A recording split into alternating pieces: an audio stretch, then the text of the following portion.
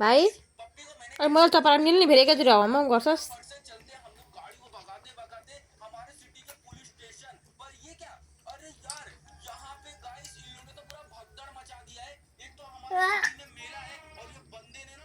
के छ दाना पनि खाने हो निको हुन्छ भोलिदेखिको त्यहाँ हाम्रो अहिले आमाहरू आएर कुद्नु नि फेरि कति राख्नु